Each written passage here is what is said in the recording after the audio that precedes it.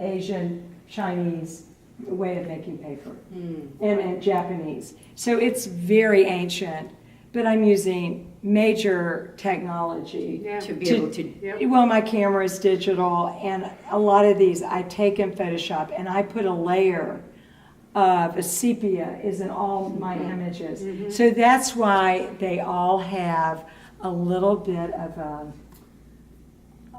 you know, aged or like softer feel. Softer. Like you know, I want the images, but you know, my stuff. So they look timeless. Yeah. But it is new meets old. Yeah, exactly. But you know, that's how I get that feel. And this is another one of the forms that, you know, Kurt, he gave me this form. Really? He gave me this form. Oh, wow. And he did not finish it.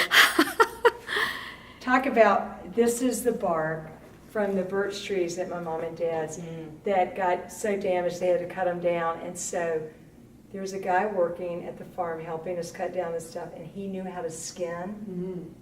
And he taught Jade, and they skinned this bark off the trees, and then I put it on here. Again, these are just random pieces that I put together.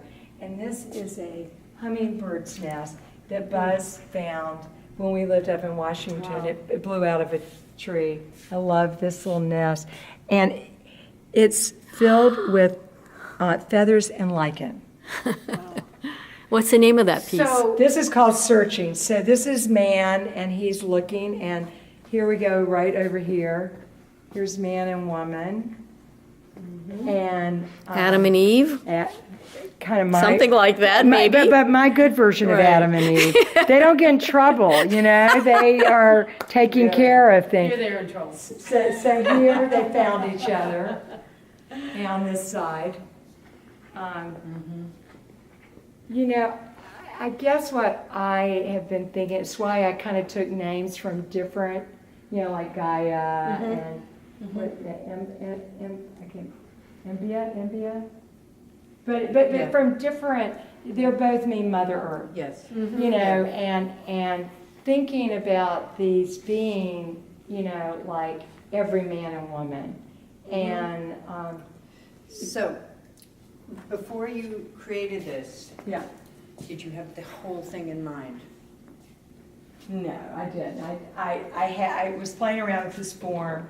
But you had these photos, And I had then this- you had that photo. You wanted to do those. Well, what I did is started thinking about this show and what I wanted to make to get, see, because I wanted this continuum to ultimately get to the seed. So we go from here to the cradle of creations and the trees of life and to the basic seed pod.